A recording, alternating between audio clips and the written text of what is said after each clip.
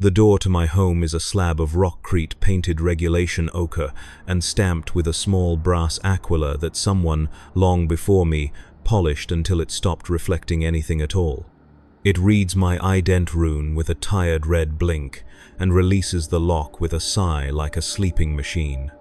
Inside, the lumen strips wake in a staggered sequence, the way they always do first, the one over the shrine alcove, then the one above the ration counter, then the long spine of light that hums across the ceiling, and the room becomes what it is every day.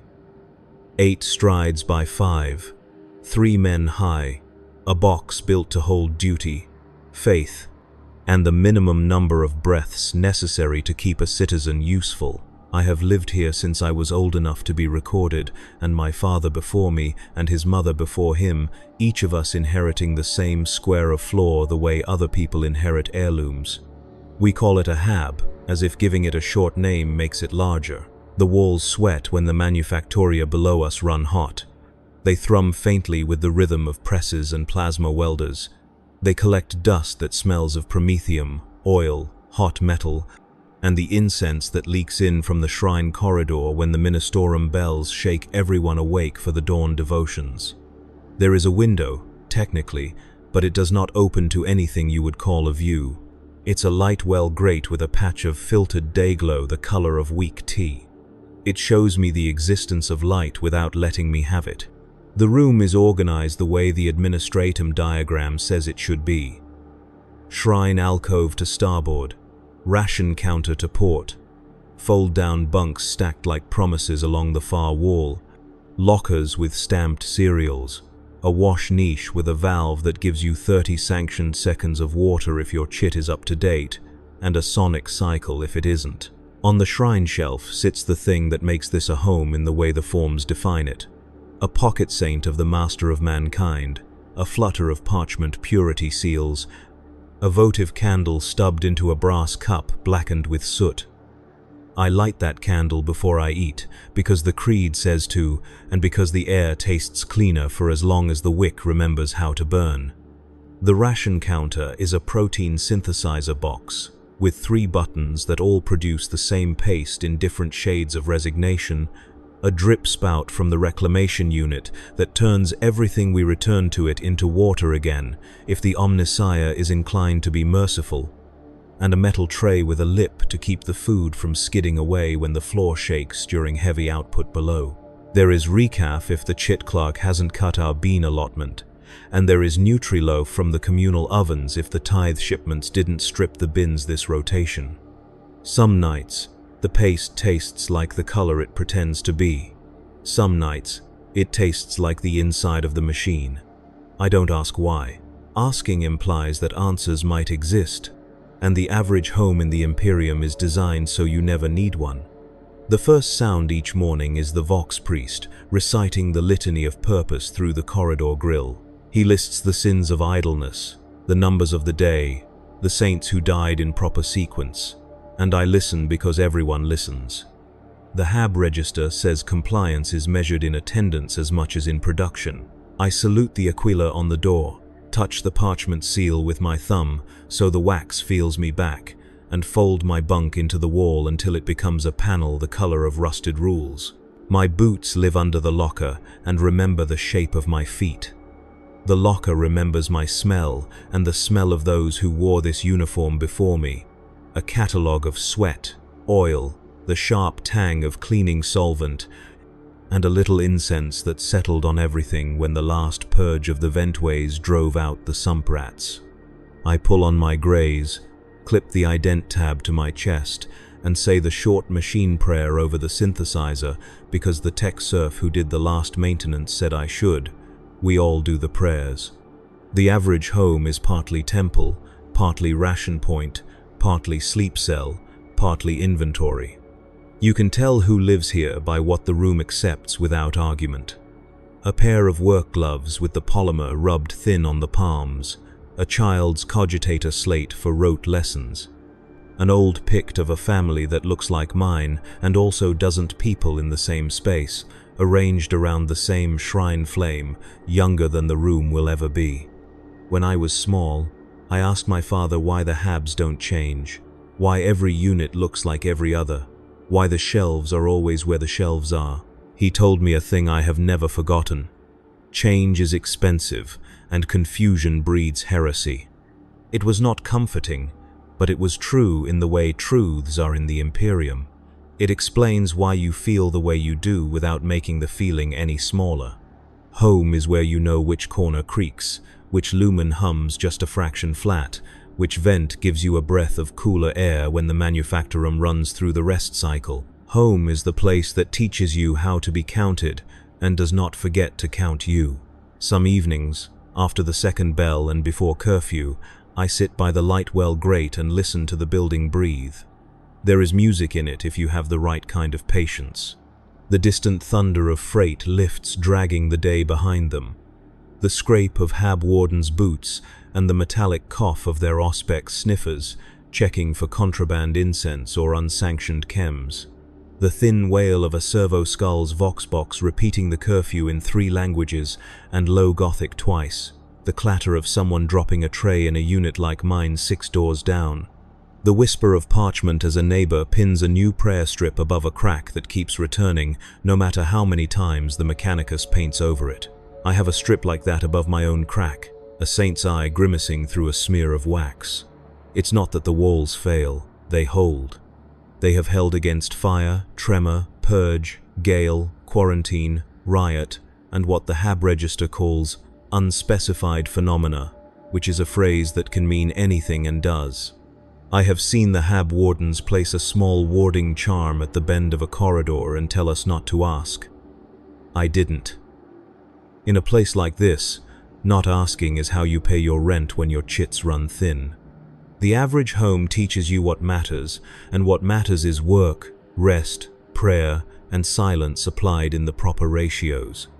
When I return from shift, the room receives me the way it always has, with a slight stretch of metal underfoot, a reshuffling of air as the vent fans adjust to the heat of my body. I put my hands on the ration box and on the shrine's edge the way I put my hands on the press controls, gentle, then firm, the ritual first and the function second, or the other way around if the day has been hard. The hab door seals with a sound like a promise kept. Pressure equalizes.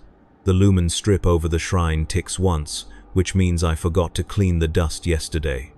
I clean it, because that is what the Ministorum pamphlet on domestic sanctity says a proper household should do. When the census clerk came last tithe season, she checked the shrine first and the water unit second and our lockers last. She wrote a mark on her slate when she saw the candle stub and another when she heard the reclamation unit cycle. She told me, in the dry voice of someone who has said it too many times, that a clean hab is a loyal hab. It sounds pedantic until you remember what dust is. In a hive, dust is skin and ash and the powdered bones of 10,000 manufactorum days. If you let it pile, your lungs keep the record for you. I sleep on a bunk that folds down with a hinge squeal I have learned to like. My wife sleeps above me when her shift aligns with mine. The hinge learns her weight and creaks differently. When the boys were small, their cots slid out from under the ration counter and they slept with their feet almost touching the shrine. There is no space here that is not used and no object that does only one thing. The bench is a table, a step, a fixing surface, and once, during a blackout, it was a barricade. The lockers are clothes, storage, seat, ladder, and wall. The shrine is shrine and light and warm spot, and the place to tie things that must not be lost. Keys, ident threads, a prayer cord that has wrapped every wrist in this room and will wrap mine again when I go to the clinic for my screening. In the morning, before the Vox priest, there is the chronometer's thin bell from the corridor. It was accurate when my father listened to it and it is accurate now, but it has developed a personality I recognize. 2 beats that are a hair too close, then one slightly far apart, like a heart under strain, like the building reminding itself it is alive. I stand in the wash niche and feel the water ration run colder at the end the way it always does. A last sting to make sure you didn't idle under the stream.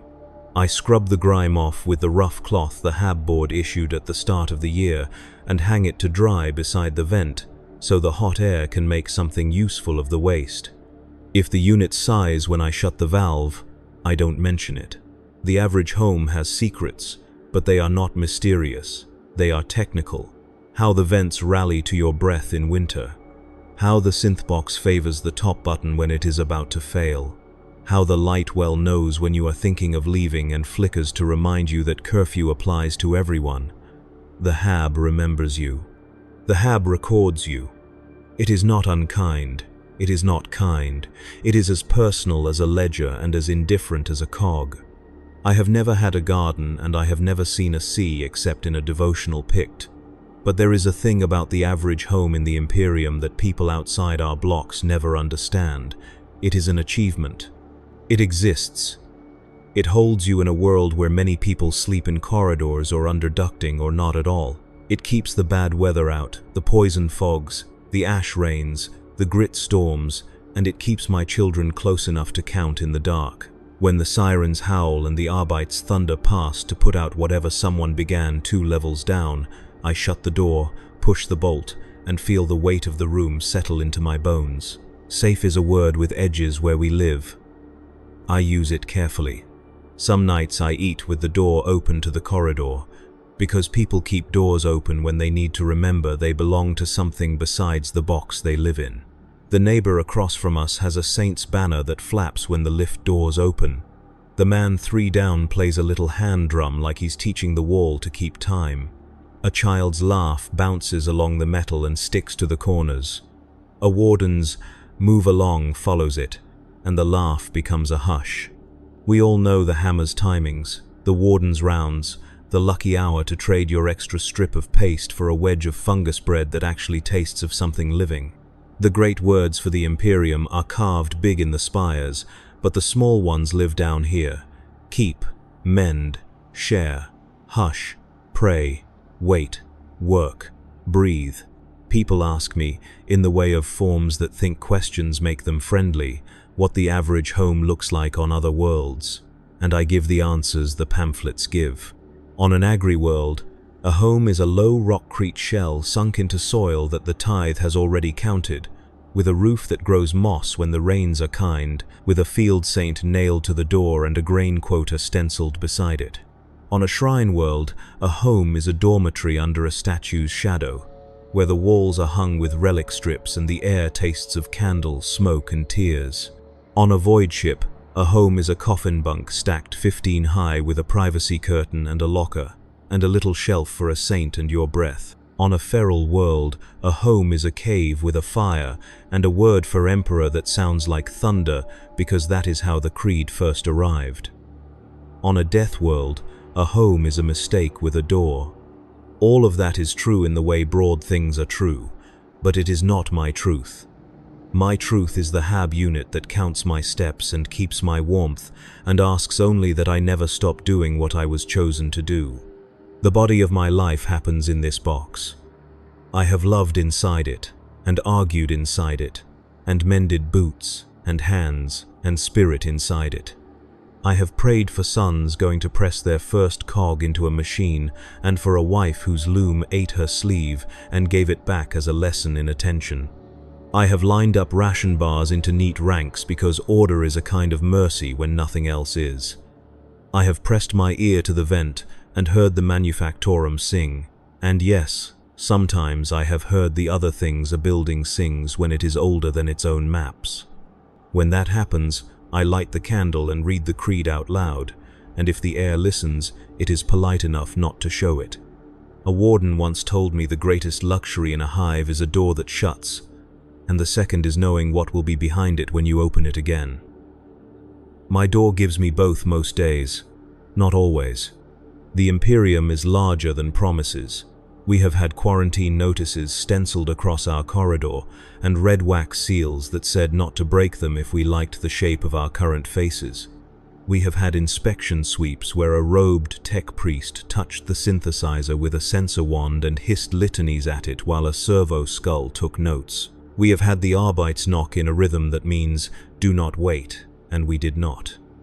We have had nights where the lights went out and the building decided to remember what it felt like to be a cliff. But in the morning, the chronometer rang, the Vox Priest intoned the creed, and the hab put itself back together around me like a statement the city keeps making until you believe it. You are counted. You are contained. You are required. The average home in Warhammer's age is not beautiful unless you think endurance is beautiful. It is not spacious unless you measure in meanings. It is not quiet unless you can hear past machines. It is, however, ours in the way that anything assigned long enough becomes something you would fight to keep. I have seen people carry a shrine plaque through smoke and crowds as if it were a child. I have seen a woman go back into a unit with a crack big enough to see the corridor through because her husband kept their wedding seal in a sock under the locker and the sock was still inside.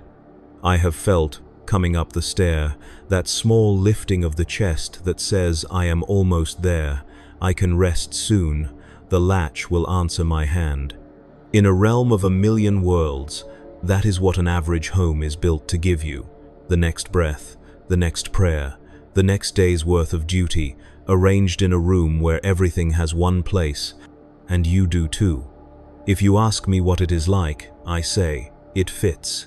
It fits what we are allowed to be, and what we must be, and what we have made ourselves into under the weight of numbers.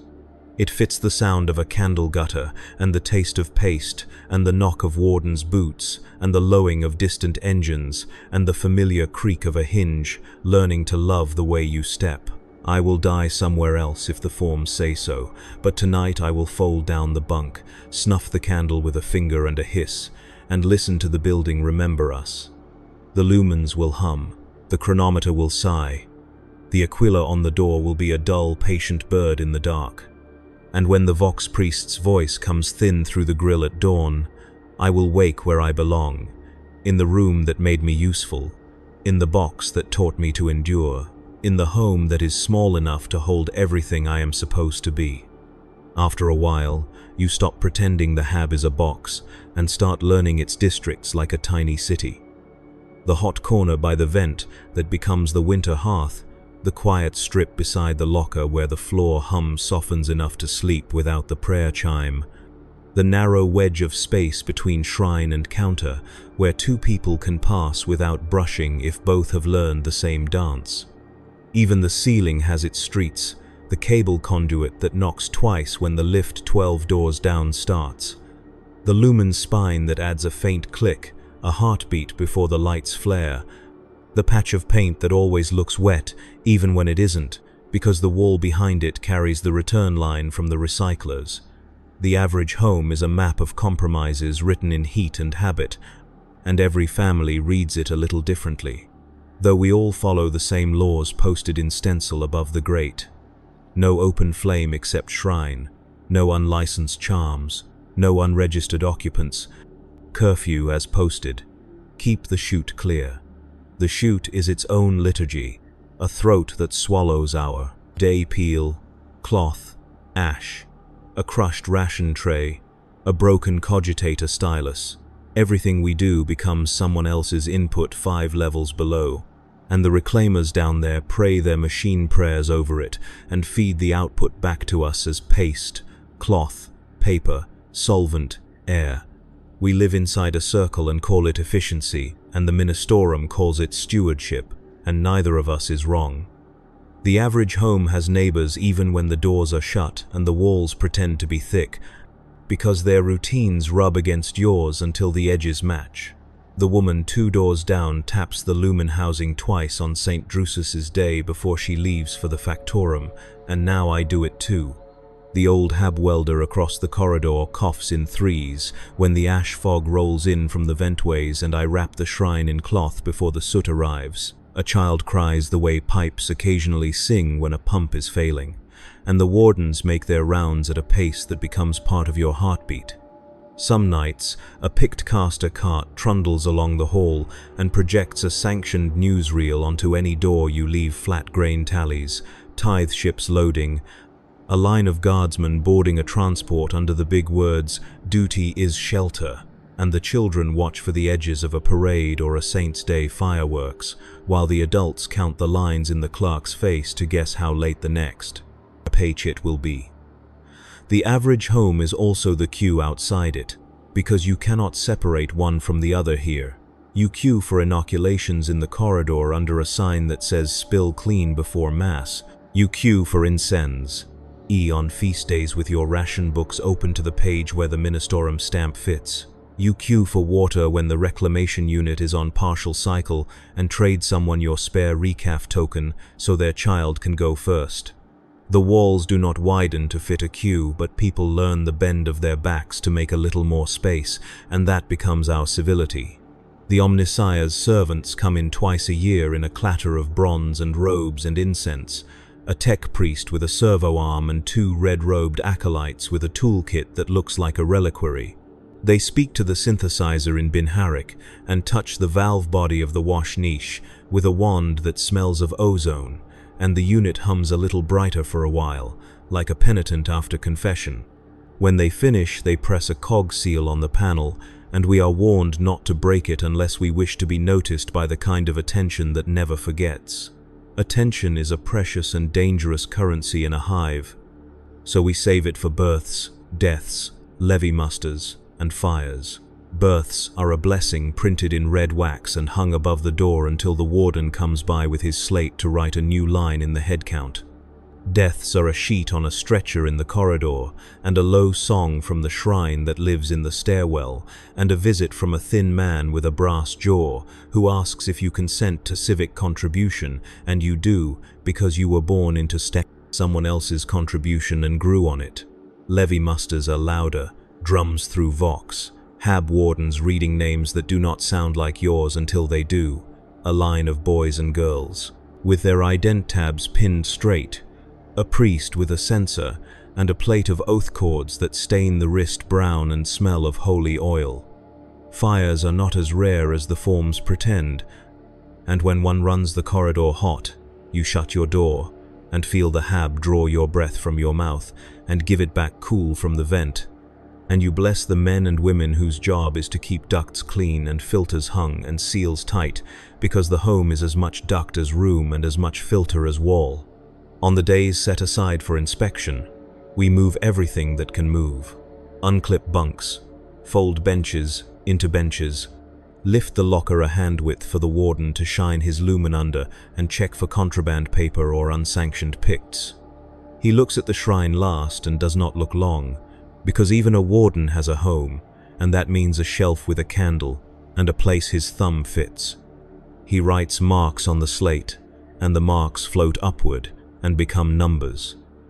Someone in an office turns into a report that says, "Our sector is within compliance for sanitation, reverence, efficiency." Those three words are the ribs of a hab. Sanitation means the wash niche valve opens on the first press and runs clear for the count, and the reclamation unit does not cough. Reverence means the shrine shows ash but not filth. The candle stub is not a mouth burned into the brass. The parchment is not glued over a crack that leaks something it should not. Efficiency means our locks click shut, and our lights flicker only in ways the clerk recognizes, and our synth box pushes paste in the proper measure. You can cheat the first, two with polish and prayer, but the last one is mechanicus and therefore truth. There are stories carved with penknives into the underside of benches, histories in traces. Unit 44 Beta 331. Year of the long fog. 2 births scored beside vent 9B bangs twice before collapse drill, and do not take the top fungi loaf from Kera, she salts it with spite. The hab holds a library of such tiny wisdoms if you stoop. The communal launders 3 levels up are a school in their own right, long troughs where sonic washers thrum while women and men talk with their shoulders, swapping loom shifts or medicinal tips or news of an arbite sweep 2 sectors over. And sometimes a machine priest sets a servo skull on a counter and lets it recite a litany about Greece while it watches us like a candle. There is a communal refectory, 2 lights down from us. where we take stew when the synth box is sulking, and where the benches are stamped with Millennium in flaking white. Crates from a war we did not fight, turn to tables for a war we do fight every day. The stew smells of fungus and reclaimed protein and hope. You put a strip of saint's parchment by the bowl. If the harvest was kind to some agri-world you will never see, and you take it back when you leave because parchment is a luxury and carries breath with it. On saints' days the refectory plays a drone hymn through gritted vox, and the broth has a skin of fat, and everyone pretends not to notice because pretending is a kind of mercy. The average home has a wall where the notices layer until the bottom becomes archaeology. Blackout drill, star, edule, tithe parade route, a pict of a missing girl that looks like 3 other missing girls, a half-torn advert for indenture in the mid-spire kitchens promising fresh air and a view of holy statues, a red wax letter warning that counterfeit incense is a sin and a crime, a list of names under the words gratitude to donors after a flood that never quite dried. We hang our lives in little rectangles and call it community. There are nights the building moans and someone says, pipes, and someone else says, settling, and the priest says, penance. And all those words are true because language in the Imperium is a net thrown over the same beast from 3 angles. The hab teaches you to hold 3 truths at once without letting any fall. It also teaches thrift of everything, steps, breath, words, water, light. The lumen rationer can lean our day into dim to feed power to a manufactorum line 10 streets away. And when it does, you mark the edges of the table with your memory, and the candle goes higher than it should, and the warden walks with a hand on the wall and a prayer in his mouth. Light's scarcity dignifies our shrines. Darkness's regularity dignifies our sleep, except on audit week, when the clerk with the thin slate comes at odd hours to catch you, leaving a lumen on for comfort, and you learn not to. Comfort is taxed more than water here. Still, we find our treaties with it. A folded rag warmed on the vent and slipped under a child's feet. A sliver of resin burned in the shrine before curfew because the day smelled wrong. A splash of extra water over the floor to quiet the D, used when a baby is fevering. If a warden asks you why the floor is wet, you tell him your wash valve coughed, and he will look at the cog seal and decide not to see. The average home is a negotiation with eyes. I have patched our wall with rockcrete mix bought cheap from a serf who had more than he needed, and in return fixed his locker hinge and showed his daughter how to nickel a bent latch with a spoon and a stone. In a different city this would be called friendship. Here it is called staying ahead of forms. The forms pile like paper snow if you do not keep up. Permit to replace a hinge, notice to tie an extra bunk for a visiting aunt, declaration that a pet sump rat is not a pet, application for incense above allotment due to grief. The grief form was new last year, and people used it with a kind of reverence that embarrassed me because we do not get many permissions that acknowledge our hearts have weight. I filled one when my father's name was spoken at the stairwell shrine and the priest's voice cracked. The scent was thin and bright and lifted the dust into little halos around our heads. And for 1 hour, the hab felt like a room in a story told to children about better homes in other ages. Then, the lumen clicked, the rationer reset, the vent gave a cough that sounded like the beginning of a long sentence, and we returned to our duties.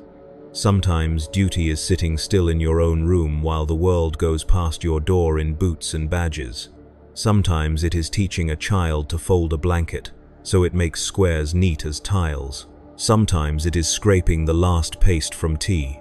He corner of a tray because the reclaimers measure what you waste, and you have no desire to hear your name read in a tone that carries numbers in it.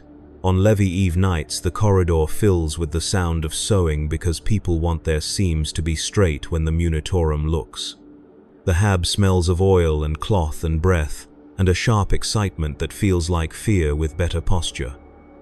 In the morning there is a line, a prayer, a stamp, a song, a bus, a silence, and then an echo that does not leave for weeks. The average home learns to host absence with the same economy it hosts presence. We take down a bunk so the shadow on the wall stops being the wrong shape. We move the shrine candle a finger width to the left so the light falls differently on the aquila and tricks our eyes less. We pin the oath cord by the door and touch it as we go out. We keep the ident tab in the locker as if the metal could carry skin back to us. If you ask an administratum clerk what a home is, he will say a unit of habitation within a sector plan with an output quota and a compliance rating. If you ask a priest, he will say a hearth for the emperor's little fires, a place to teach your tongue to say we before I. If you ask me, I will say a measured miracle that repeats until it breaks, and when it breaks, a different measured miracle takes its place. The miracle has 4 walls, a door that answers, a box that feeds, a pipe that forgives, a shelf that remembers, and a roof that catches the weight of the world and does not share it with you. I have put my ear to that roof, and heard War March OP, Verus in the clatter of tithe barges and arbeats wheels, and ministorum hymns amplified too loud for the corridor to bear. The hab holds it and gives me a small clean patch of sound to place my sleep on. Other times I hear a thing like whispering far inside the ductwork, and I choose the word air rather than any other word, because the creed has taught me to curate my nouns carefully. This is not cowardice. It is maintenance. The average home, if it is to remain average, must be maintained by all who live in it and by the language they use to describe it. So I call it small, and I call it sufficient, and I call it mine, and I call it the emperor's. And in those names I keep the door's patience, the wall's strength, the vent's breath, the shrine's flame, the family's shape, and if sometimes the candle flares in a draught I cannot find, I put out my hand, pinch the wick, whisper the shortest creed I know, and remind the room and myself that morning will come. The chronometer will ring, the lumen will hum, the valve will open, the paste will fall, the door will sigh, the day will begin, and this will still be a home. There are days when I think the hab knows us better than we know ourselves, because it learns our footsteps and our silences and answers with creaks and sighs in exactly the right places. And on those days I stand in the wash niche and let the sanctioned 30 seconds of water count down like a prayer, while the lumen above the shrine clicks once and steadies, and I tell myself that the room is only pipes and rockcrete and stamped plate.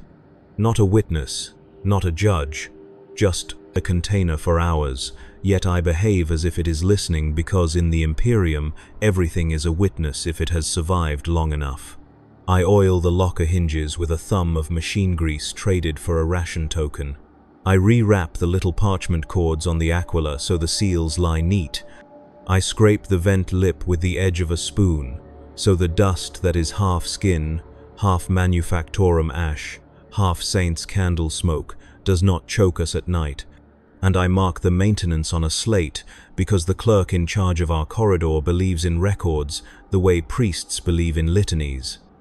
The average home runs on records, not affection, and yet I have felt something like affection rise in me when the door latch answers my hand after a long shift under harsh lamps and a foreman's eye, when the synthesizer hums in a tone that means it will not spit paste sideways, when the reclamation unit breathes out water that tastes only of metal and not of old things remembered, and I think perhaps affection is just gratitude that a small machine still performs its duty in a realm where big machines eat whole cities in their hunger and call it quota.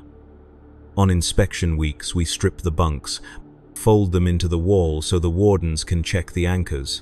We lift the bench, we pull the locker away from the panel a hand's breadth and let a lumen pass beneath, so there are no shadow pools to suggest contraband, and the warden with the slate taps the shrine shelf, glances once at the candle stub as if to confirm its shape is allowed, then nods because he too lives behind a door and knows that a shelf wit, a flame, is sometimes the only difference between a room and a cell.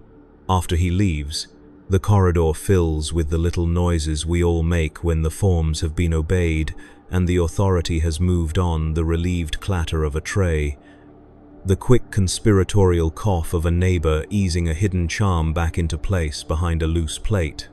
The soft click of bolts sliding home as if the doors are exhaling. I have learned to listen past those sounds to the deeper ones that mean the building is healthy.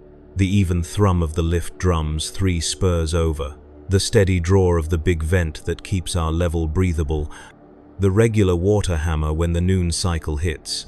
When those rhythms go wrong, the hab tells us before the clerks do. And we perform our own domestic rites of caution without need of orders. Move the shrine to the inner wall, keep a bucket by the valve, sleep with boots where hands can find them in dark. That is what an average home teaches you. Not comfort but choreography. Not peace but a sequence of movements that turn fear into competence. Fold, stow, seal, check, listen, pray. Report if reporting will help. Remain silent if silence will keep the neighbors safe. The neighbors are part of the room whether their doors are open or not, because their habits abrade yours until both are smooth. Because the child 3 units down runs past at the same minute each morning, and your own heartbeat accommodates. Because the woman with the loom shift 2 corridors over taps the lumen housing twice on St. Drusus's day, and you unconsciously echo her when you pass your own straw eyes. IP. Because the old hab welder with the scar on his jaw coughs in 3s when the ash fog creeps in from the ventways, and that becomes the bell you obey to pull cloth over the shrine. We carry one another's time without permission because that is how survival works here. And when the Munitorum levy notice goes up on the wall, red wax, brass thread, neat letters, half the corridor hammers, seams, and half the corridor sings low and off-key, and no one tells the other half they are wrong because grief and pride wear the same boots in a hive. The day the levy took my eldest, I taught the hab a new ritual to make the room bear the absence. I untied the oath cord from his wrist and pinned it to the door where my fingertips brush it every time I leave. I moved the candle a finger width so the light fell differently and the shadows stopped making a second bunk where none was. I folded his blanket into the top locker with the edges aligned like parade drill and put his ident thread in a tin under the shrine. And then I stood by the vent listening to the hive breathe and told myself that every breath I took in that hour had been paid for by someone else's child once, and that my duty now was to inhabit the space correctly, to keep the room worthy of the life that remained in it. Worthiness in the average home is small and repetitive. Scrub the valve face until the cog seal shines, because the tech priest will notice if it is dulled, and the tech priest's notice is a power you want on your side. Press the synthesizer's catechism button before you press a paste button, because machines like being greeted in their language, even if that language is only the fiction you repeat to keep their moods predictable. Sweep toward the chute, not away from it, because dust pushed toward the door makes enemies of neighbors. Scrape names lightly into the underside of the bench rather than the shrine base, because stories belong in hidden grain, not in holy brass. I have read those little benchescript histories like a pilgrim. Year of the long fog, 2 births, mine section, quarantined for spores, no deaths, do not trade, fungus bread with Kera, she salts it in spite. Vent 12B bangs twice before collapse. Drill run on the second bang, not the first. And I have added my own. Lumen spine clicks before failing, count to 4 and the auxiliary kicks. Hab welder will fix a hinge for paste, say thank you by polishing his saint. The refectory, 2 lights down from us, is a relief valve and a church, and a courtroom where we settle the small debts of living, not by argument, but by stew and bench space, and who rises first when a mother with a sleeping child arrives at the door. And on saints' days the broth floats a thin sheen of fat, and the vox grinds out a hymn that would be beautiful if the wires were less tired, and we all pretend we hear it as if it were, because pretense lubricates duty the way oil does gears. Above our notices, the administratum layers orders, until the bottom ones become history. Blackout drill schedule. Inoculation line Tuesday. Counterfeit incense is a sin and a crime signed and countersigned, an indenture advert for mid-spire kitchens promising fresh air and a glimpse of saints. If you keep your head down and your hands clean, a missing with eyes that look like everyone's and no one's, a gratitude to donors list that points to a flood some of us still smell when the heat raises damp from the lower ducts. Some cycles a picked cart trundles past and offers sanctioned newsreels. If you flatten your door and let it wash your wall, and the children cheer for parades, while the adults count casualties in the lines between the clerks and words. And when the cart moves on, a warden follows with a chalk and writes clean spill before mass, because even spectacle sheds dirt. On my 2 rest days each month, I do not go to the market, because markets are for people who enjoy choices, and I prefer certainties. So I stay and tend the small empire of bolts and seals that keeps our box virtuous. I pick carbon from the valve threads, buff the Aquila's wings until they find an old shine, re-sling the bunks so the canvas does not sag, adjust the latch where it has learned to stick in the 3rd minute after curfew, mend the drift in the chronometer's tick by the trick my father taught me, tap the housing twice and swear with respect and the beat steadies, and if it does not, I write the delay in my ledger so the world has the dignity of being measured even when it refuses to obey. The Mechanicus patrol comes twice a year, all clatter and sensors and gold augmetics, a priest muttering Bin Harik at our synthesizer, 2 red robes carrying a kit that looks like a reliquary and smells of ozone, a servo skull taking notes with a stylus that squeals in joyless devotion. They touch our things with wands and soft mallets, and then press a cog seal on the panel, and we are warned with elaborate politeness not to break it, and we do not, because the kind of curiosity that lifts a seal is the kind that earns you an education you cannot afford. Sometimes the ecclesiarchy sends a preacher to our corridor who sets a brass bowl on a crate and swings a censer until the air smells briefly of forests I've never seen and words I wish I had, and he speaks about homes as hearths for the master of mankind's little fires, and I believe him because I need to, not because I am certain. And later, when the incense has burned off and the taste of metal returns, I scrape the bowl's ash into a twist of cloth and press it into the crack above the light well that keeps trying to come back, and for a while the wall stops remembering whatever it wants to become. There have been quarantines with red wax seals. We were warned not to break if we valued our current faces. There have been nights when the Arbites hammered a rhythm on doors that means do not wait, and we did not. There have been days the Lumen Rationer leaned our world into dim to feed a distant line, and we learned all over again to do with less light and kinder words. And there have been inspections where a clerk with ink-stained fingers and badly hidden pity counted our candles as if they were sins. And I said nothing because pity is expensive if you accept it and cheaper if you pretend not to notice. Once in a long while the black ship's shadow slides across notice boards without stopping, and a Vox adept in grey reads names for PS. Yicker screening, and the corridor breathes in like a lung waiting for the blade, and then breathes out, sometimes with a sob woven in. On those days, every shrine flame seems smaller, and we speak the shortest versions of our prayers to save words for each other. I have told my children stories about outside the hive light you can look at. Wind that does not taste of machines, dirt that grows food, not people, and they laugh because they think I make them up, and maybe I do. But I learned long ago that hope is like incense. Burn it in small, controlled measures, and it sweetens the air. Let it billow and it chokes you, and sets off the wardens. When bad air rolls in from the sump, we hang cloth in the doorway, soaked with reclaimed water and vinegar, and the room smells for a day like something living. And when the flood came up the stairwell 2 years ago, we lifted the lockers onto crates, stamped Munitorum, and turned the bench on its side, and prayed not for deliverance but for containment, because the Emperor loves order, and we were. Asking to remain in the category we had been assigned: inhabited, compliant, useful.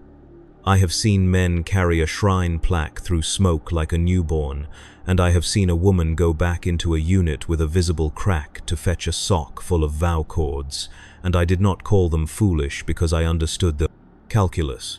The average home is a ledger where certain weights balance, and sometimes a life is heavy enough that even a crack steps aside for it. At curfew, the corridor becomes a throat closing, and the doors become eyelids, and the hab is suddenly all breath and listening, and the thin voice of the vox priest leaking through the grill to tell us the creed in a tone like a spine. And I lie on the bunk, with my hands folded over the holy book. My father taught me to read by inference, and the lumen hums a half-step flat, because the upper decks are drawing power for something important. And I tell myself that the Imperium is too large for my fear to matter, and therefore my courage must be small and exact. Rise when the chronometer rings, say the words in the right order, touch the seal, check the valve, press the button, eat what the machine gives, keep the ledger honest, kiss the door's brass bird before it forgets it is a bird, and go out to become a part that fits. If you ask me then what the average home is like, I will not say comfort or love or safety. I will say choreography and witness and breath. 4 walls that memorize you and keep you from being erased by a city that forgets faster than you can live. A box that teaches your bones to carry faith without drama, because drama is for spires and our work is for mornings. And when morning comes, the door sighs, the shrine light gutters and steadies, the vent says a word only buildings know.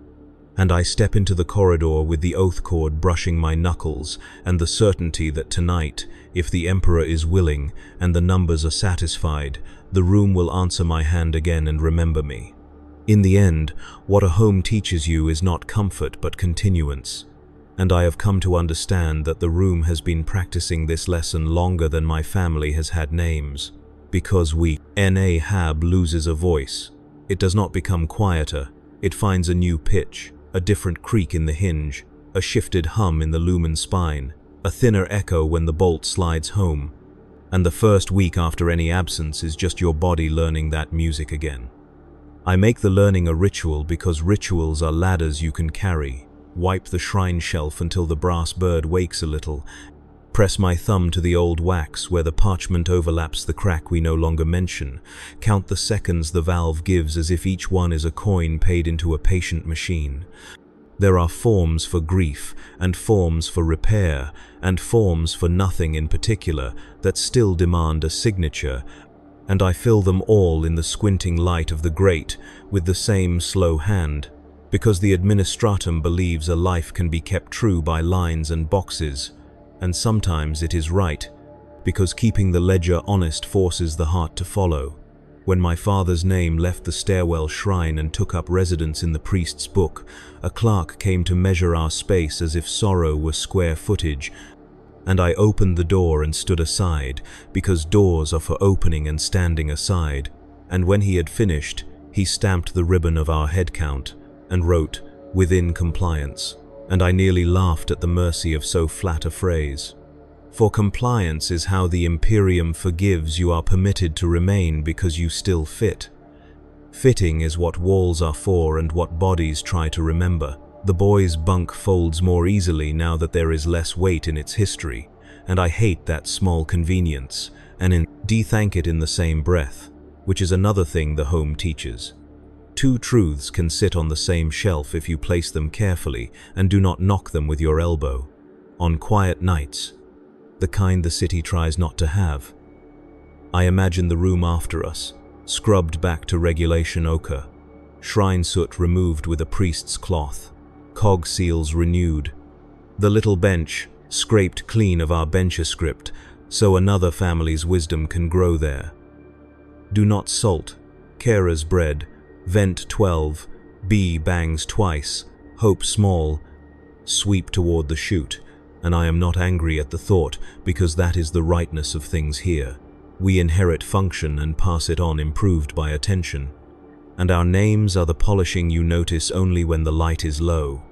The Vox priest says, "The Emperor numbers every hair, every breath," and I do not know what that means at our scale, but I know the Hab counts our steps, and the counting has kept us alive. So I bow my head when the creed is spoken, and I add a word of thanks for bolts and hinges and valves and paste, and for the arithmetic of a roof that does not share its burdens with me. Sometimes the corridor throws up a change big enough to feel like weather. An indenture cart full of blankets rolling up to take a dozen doors worth of sons and saints' cords to the mid-spires. An Arbeites sweep that makes our locks look suddenly thin and our candles suddenly loud. A Mechanicus notice warning of a pressure test that will lean the air from our lungs for 9 sanctioned seconds, and when those come, we become a single room, with many doors, a long breath shared out, hands are, Edie on latches, shrine flames cupped, the warden's chalk counting us into the trial and out again, and I witness the best version of what we are built to be. One another's buffer, one another's brace, one another's way of remaining average when the world above insists on extremes. I have seen what happens when a home fails. Not ours, but one street over a valve that cracked and spat steam until it filled the corridor with a blindness that boiled, a lumen spine that bit down on itself and would not let go, a door that swelled in its frame and refused to be a door. And after the wardens and the red robes and the stretcher and the priest and the chalk, there was a smell of cooked dust that clung to the notices for a week, and the refectory set an extra pot, and no one spoke of blame. And the Mechanicus came in with wands and mallets and binharik and pressed new seals, and lit a tiny lamp at the shrine that burned green for a day, and the next morning the corridor took a breath, and the people in the hurt unit swept toward the chute and began again. Beginning again is the only wealth an average home guarantees, and for most of us it is enough. If you ask me whether fear lives here, I will tell you, yes. Under the bench with the old rags and in the dark hour, when the lumen rationer leans the room into grey, and in the tick between the chronometer's second and third note, when the whole city seems to float. But fear is not our landlord, and it is not our God. It is a weather that passes and leaves small lessons shining on the floor if you have the patience to pick them up. Keep a cup by tea. Valve. Teach your children to fold even in the dark. Know your neighbor's coughs and the way their footsteps hurry when their hearts do. Learn how the door sounds when it is tired, so you can mend the latch before it breaks. Speak the short creed when words are expensive. Share the long one when breath is generous. I used to imagine other homes, the field houses on agri-worlds, with roofs low to the crop line and windows a person could open for air that had never seen a duct, the dormitories beneath the statues on shrine worlds, where the walls sweat, incense, and the floors. Remember, knees, the coffin bunks on void ships, where a curtain is both privacy and hope, the cave mouth shelters on feral planets, where the word for emperor is thunder and for door is spear. But I have come to understand that these are variations of the same lesson. A boundary you trust, a flame you tend, a rationed comfort you multiply by ritual until it feels like peace. Our peace is noisy and metallic and measured in rotations and quotas and hums and chimes and stamps, but it is still peace. And when I stand at the grate just before curfew and smell the stew, 2 lights down, and the scrape of a brush on a shrine shelf, and a warden's weary, move along, softened by the fact that his own door is 10 steps further, and his own a candle is low, I think perhaps our average is a kind of brave. One day the clerk will come with 2 wardens and a polite cough, and a form in a grey folder, and I will sign my name once, twice, 3 times beside lines I have known since I learned letters, and the room will be measured for its next chapter, and I will take the saint's plaque down and kiss the place it warmed, and press my thumb to the spot where the parchment hid the crack, and I will say aloud a thanks to the walls for holding, and to the valve for forgiving, and to the door for answering, and to the floor for bearing the weight of our mornings.